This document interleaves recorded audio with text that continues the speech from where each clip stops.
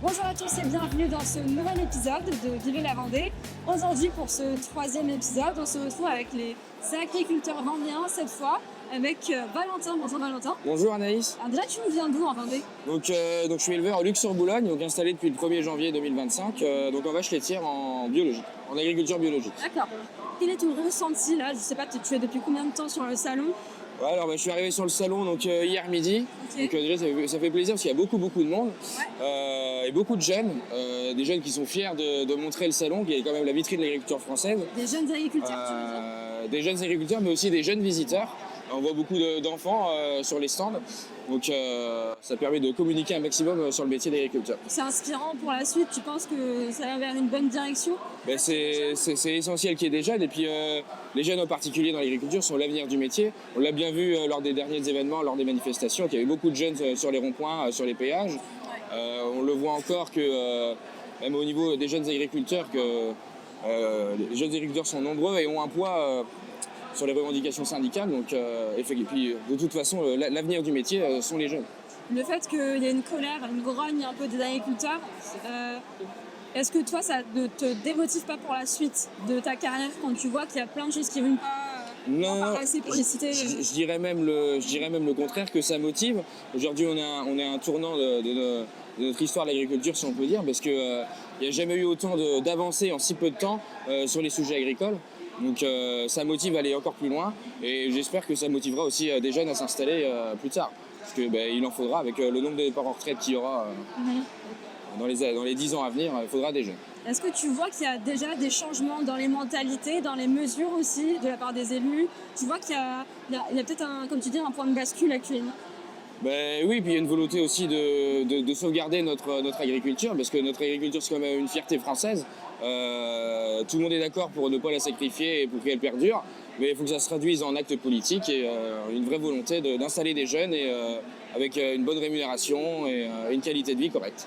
Bonjour Lilian. Bonjour Naïs. Alors toi, tu as donc participé à un concours national de jeunes pointeurs. Qu'est-ce que c'est? C'est ça exactement, donc le trophée national des meilleurs jeunes pointeurs en race Plimo-Holstein pour moi, c'est le fait de noter une vache donc en race Plimo-Holstein sur environ une vingtaine de critères, en passant de la mamelle par la morphologie, tout un tas de choses, et donc on a un jury professionnel avec nous qui note en même temps les vaches, et donc le but c'est de se rapprocher au mieux des notes du jury pour donc finir meilleur jeune pointeur.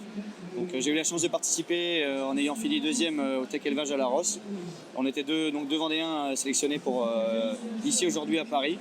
Et donc j'ai fini septième sur 92 à Paris, donc ce qui est une très belle place. Donc voilà, il y avait plein de jeunes, donc ça montre quand même que la filière laitière est toujours là et qu'il y a des jeunes motivés. Voilà. T'as quel âge? Donc j'ai 23 ans et je viens de Château-Guibert en Vendée. Je m'installe au 1er janvier 2025 pour un départ en retraite avec associé à 3 associés en race Plimo. Est-ce que c'est compliqué de se lancer dans cette aventure-là, de reprendre une exploitation? Oui, c'est assez compliqué administrativement, mais après c'est une passion qu'on a depuis tout petit, donc ça se fait très naturellement sans se poser de questions. Aujourd'hui, on est quand même très bien suivi par la Chambre, par les syndicats, par tout le monde, donc c'est un plaisir. Et comment ça se passe l'ambiance? Là, je vois qu'on est dans la réserve des Charolais. Alors effectivement, là on se retrouve dans la réserve. Donc il faut savoir que le concours Charolais, il y a deux temps forts ou deux lieux forts en fait. C'est toute la partie où sont exposés les animaux. Où là en fait c'est des stalles où les animaux sont présents, attachés en présentation au public. Donc voilà, la journée, le matin, on va aux animaux, on les prépare pour la journée. Et une fois que tout est prêt, une fois que l'animal du cheptel est en place, on vient dans la réserve donc, pour prendre le petit déjeuner le matin. Ensuite, le midi se passe le déjeuner, et le soir le dîner. Et puis il y a aussi également les parties un peu after, on va dire. Voilà, on se retrouve entre collègues. Ça nous permet de faire le point. Décompresser aussi. Oui, de décompresser puis de faire le point aussi. Voilà, on a des éleveurs qui viennent de plusieurs régions, donc ça permet de discuter. Voilà, on se retrouve entre éleveurs et d'évoquer aussi les sujets d'actualité. Voilà, on est aussi dans un temps important en termes. Voilà, on a vu dernièrement sur les manifestations des revendications qui sont faites. Voilà, donc on rediscute un petit peu de tout ça en coulisses. Alors j'imagine que tu discutes avec beaucoup de visiteurs depuis quelques jours. Qu'est-ce qu'ils te disent? Alors effectivement, c'est vrai que le salon de l'agriculture, c'est un salon qui est médiatiquement et qui attire beaucoup de monde. Hein. Pas que des Parisiens en plus. Bon, non, mais ça vient tout azimut. Hein. Forcément des gens professionnels, mais beaucoup aussi malgré tout de visiteurs hors métier.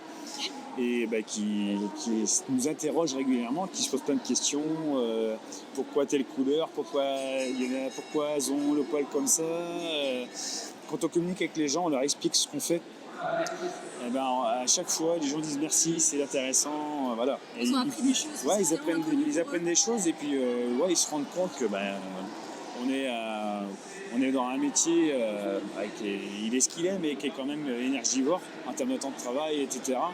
Et voilà, ils sont reconnaissants de ce qu'on peut faire. Et voilà, on est très très élevé en termes de génétique. On est à la pointe sur l'alimentation, sur le respect de l'environnement, sur le respect de l'animal. Et c'est vrai que on a une chance, on produit des choses de qualité. En France ou en Vendée? En France, je parle en général de l'agriculture en France, on est quand même sur un niveau de production qui, en termes de critères de qualité, on est sur un niveau très très élevé. J'ai vu quand même les animaux, certains ont l'air super détente et d'autres un peu plus stressés. Tout ça, tu dis quoi à ces gens-là qui pensent que le salon, c'est peut-être pas bon pour le bien-être animal? Alors, il faut savoir que là, malgré tout, on est quand même sur des animaux qui ont déjà d'une l'habitude de participer à des concours. Hein. Généralement, il y a déjà une sélection qui est faite.